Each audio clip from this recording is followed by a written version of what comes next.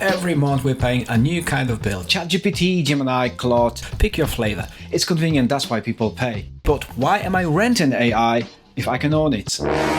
This is the Minisforum MS-S1 Max, a nearly $3,000 mini PC with 128 gigs of unified memory built for local AI. It sounds absurd, but in 2026 it might be the most honest AI box you can buy. Let's check it out.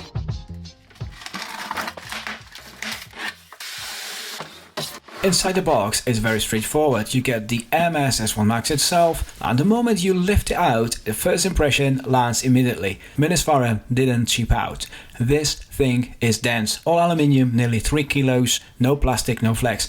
It feels more like a lab equipment than a consumer PC. The design is unapologetically industrial, matte black, sharp edges, zero RGB nonsense. This isn't trying to look fun, it's built to work. In a smaller accessory box, you'll find a standard power cable, documentation, manual and warranty, a 1 meter HDMI cable, and a set of M2 thermal pads and insulation film for SSD installation. A small detail, but appreciated. It tells you this was built with upgrades in mind. And thank you Minisforum for doing one thing absolutely right. The power supply is internal, no external brick, no disk clutter, just a standard kettle lead. It feels premium and slightly intimidating in a good way. If you care about input-outputs, this is where the MS-S1 Max flexes hard. On the back we got dual 10 gigabit Ethernet, 2 USB 4 V2 ports at 80 Gbps. By the way, it's got Wi-Fi 7 and Bluetooth 5.4. That alone puts it ahead of almost every mini PC on the market. The USB 4 V2 ports are especially important. At 80 gigabits per second, they generally future-proof for high-speed storage, displays and external expansion, etc. This is workstation class connectivity in a box you can carry. Opening it up is very easy. 2 screws, slide out tray, no drama. Then reality hits. The 128 gigs of LPDDR5X RAM is fully soldered, no upgrades, no swaps. And to be fair, Strix Halo caps out at 128 gigs anyway. This is the ceiling, but once you buy it, that configuration is locked in for life. This is an ownership decision, not a stepping stone. Storage is a mixed bag. The factory SSD is actually good. Crystal Disk Mark shows 6150 megabytes per second read and 5500 write, which is exactly what you want for large datasets, video caches and local AI workloads. No complaints there. But the expansion is where things fall apart. You get 2 M2 slots, 1 full speed PCIe X4, 1 hard limited PCIe X1 slot. So that second slot is severely bottlenecked, and at nearly $3,000 or 2,500 British pounds, that's a compromise that shouldn't exist, especially on a machine aimed at people who actually push storage. Yes, you can experiment with other things like Oculink and external GPUs, and I did, but that's the only real escape hatch here, and we'll get to that in a minute. Inside is AMD Ryzen AI Max Plus 395, 16 cores, and it can pull up to 160 watts. Synthetic benchmarks tell the story fast. Geekbench single core nearly 3000, multi-core nearly 20,000, and GPU OpenCL 100,000. That GPU score is wild. It straight up beats some external eGPU setups like the boss game GVP 7600 without a single cable hanging off the back.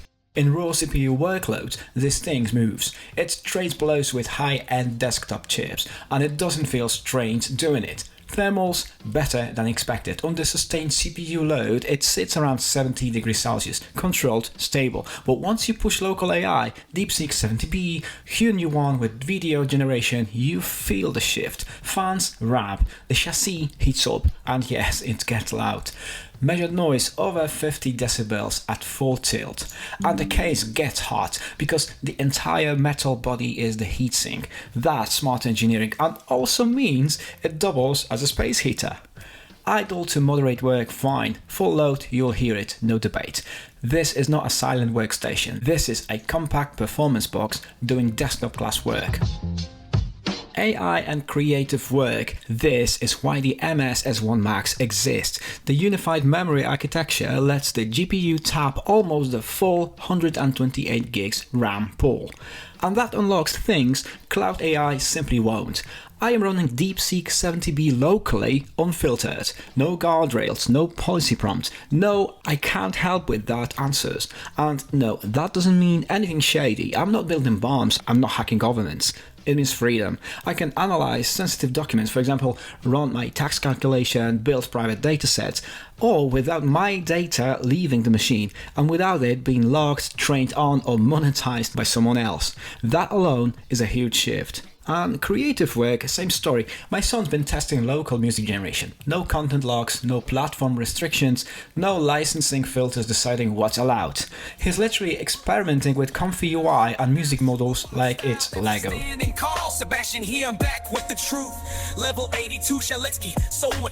That kind of freedom doesn't exist on cloud platforms, and video, this thing is a monster. I've split the memory so 96 gigs is reserved purely for AI, running LLaMA, DeepSeek and Hunyuan simultaneously.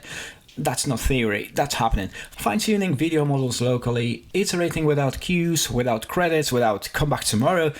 This machine doesn't care what you're working on. It just gives you bandwidth over 250 GB per second and gets out of the way. No subscriptions, no limits, no surveillance. For video work, it's just as impressive. DaVinci Resolve timeline scrubbing is smooth, rendering is fast, performance is shockingly close to Apple M-series workstation, and that's not an accident. This machine is not about pretty interfaces, it's about raw access to memory bandwidth, over 250 GB per second, and it shows. Now, gaming. Yes, it can game. The Radeon 8060S iGPU is the most powerful integrated graphics solution available right now in 2026.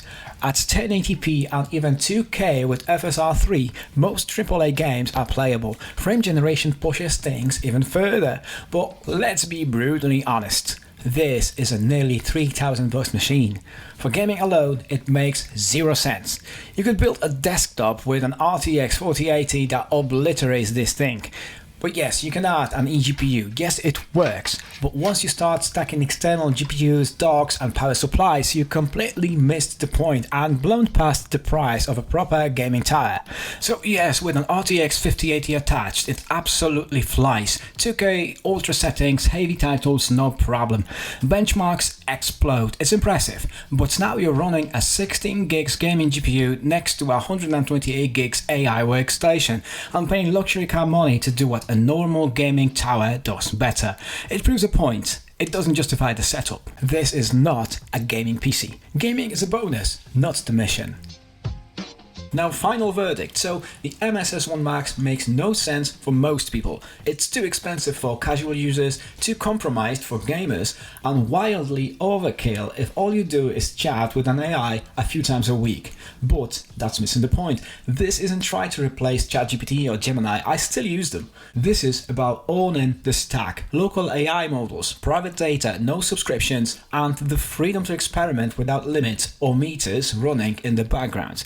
That 128 gigs of unified memory changes what's possible, not just for AI, but for video editors who need insane memory bandwidth in a compact portable box. Large timelines, heavy codecs, this thing doesn't flinch. For the right person, this is a unicorn. No standard desktop touches this combination of memory access, bandwidth and form factor without costing more, drawing more power or taking up half of your desk.